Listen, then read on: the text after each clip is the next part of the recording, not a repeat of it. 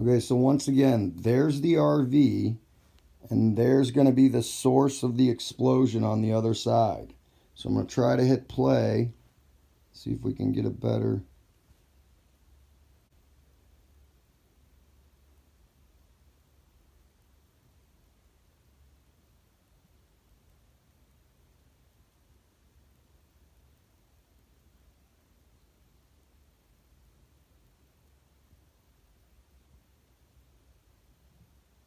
Okay, so there's no way for me really to record it without, but as you see, there's the picture of the RV on the left, and the source of the explosion is on the right. So I'm going to try to play this video.